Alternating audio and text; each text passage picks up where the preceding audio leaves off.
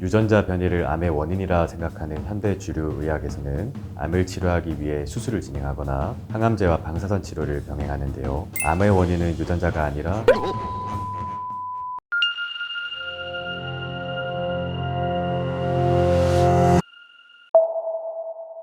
일반적으로 암 발생 원인을 살펴보면 크게 두 가지 학설로 나눌 수 있는데요. 하나는 유전자 이상설이고 다른 하나는 미토콘드리아 이상설입니다. 전자의 경우 현재 대학병원과 주류의학에서 암 발생 원인을 체세포 돌연변이로 규정하고 치료하는 방식인데요. 해당 학설의 주장은 간단히 말해 DNA의 손상이 정상세포가 암세포로 바뀌는 주요 원인이라는 것입니다. 반면 후자의 경우 암을 유전질환이 아닌 대사질환으로 보는 관점인데요.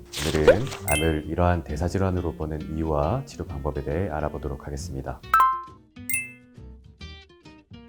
암은 대사질환이라고 주장한 사람은 노벨상을 받은 독일의 생화학자 오토 바르브루크인데요. 그는 세포의 호흡 능력 손상이 지속적이고 되돌릴 수 없는 상태가 되었을 때 정상세포가 암세포로 변한다는 가설을 세웠습니다. 해당 가설의 핵심은 암의 원인은 유전자가 아니라 세포 환경의 변이라는 것인데요. 즉, 암은 유전자가 아니라 세포질의 문제라는 것입니다. 세포질은 핵과 세포벽, 그리고 세포의 활동으로 인해 생긴 지방이나 글리코겐과 같은 세포 함유물 등을 제외한 부분을 말하는데요. 세포질 중에서도 암을 유발하는 요소는 바로 미토콘드리아라는 것이 바르브루크의 주장입니다. 즉, 세포의 발전소, 엔진 같은 역할을 하는 세포 소기관인 미토콘드리아의 손상을 암의 원인으로 본 것인데요. 실제 미토콘드리아의 손상은 유전자 변이와 함께 발견되는 암세포의 공통적인 특징입니다. 다시 말해 대사성 암의 기전은 미토콘드리아가 정상적으로 기능한다면 정상세포를 생성하지만 손상이 됐을 경우에는 암세포를 생성한다고 생각하시면 됩니다.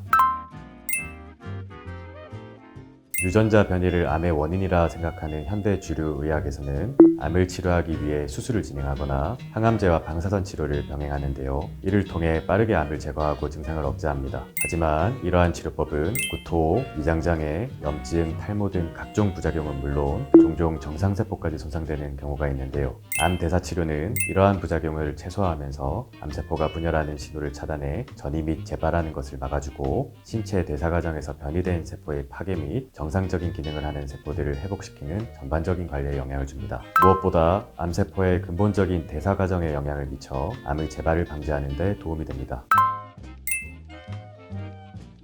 COC 프로토콜은 쉽게 말해 대사적으로 항암 효과가 있는 메트포르민 당뇨약, 스타틴 고지혈증약, 메벤다졸 구충제, 독시사이클린 항생제, 아스피린 및 이부프로펜 진통소염제 약제들을 5가지 조합해서 쓰는 치료법인데요. 당을 떨어뜨리는 당뇨약의 경우 포도당을 에너지원으로 쓰는 암세포의 성장을 차단하기 위해 사용되며 콜레스테롤 수치를 조절해주는 고지혈증 약은 콜레스테롤과 함께 만들어지는 세포 성장 및 분열을 할 때 신호를 주는 물질들을 억제해 항암 작용을 합니다. 구충제의 경우 기생충이 정상세포의 에너지원을 튜브를 통해 뺏어가는데 해당 튜브를 통해 암세포도 성장할 수 있기에 기생충을 제거함으로써 애초에 에너지원이 빠져나가는 것을 차단, 암세포를 굶겨 죽이는 원리로 사용됩니다. 항생제는 암줄기세포 억제를 통한 항암 효과와 만성염증으로 인한 암세포가 혈관을 통해 전해될 수 있는 가능성을 막아주며 진통소염제의 경우 수많은 연구와 논문을 통해 암을 억제해주는 효과가 있는 것으로 나타났습니다.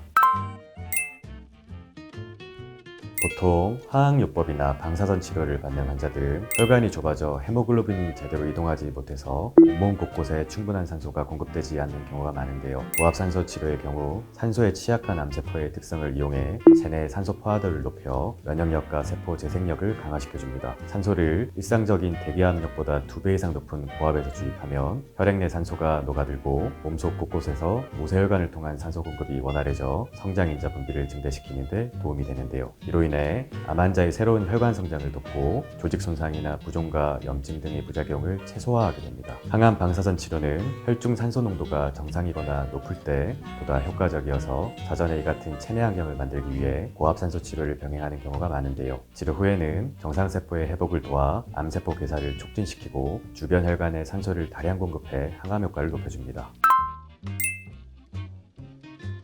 고주파 온열 치료는 암 조직에만 선택적으로 열과 에너지를 가하는 방식인데요. 생체 대사율을 증가시키고 암세포에 도달하는 산소의 공급을 차단해 암세포의 증식을 억제 및 사멸시키는 치료법입니다. 특정 고주파를 이용해 암세포와 악성 종양이 존재하는 조직과 부위의 온도를 40도에서 43도로 상승시킴으로써 정상 체온보다 높은 범위에서 열에 상대적으로 취약한 암세포의 특성을 이용하는 원리인데요. 고온은 암세포의 분열과 대사 과정을 방해해 세포 주기를 교란시키며 이는 세포의 구조와 기능의 손상을 유도해 확산을 억제하고 지연시키는 데 도움을 줍니다.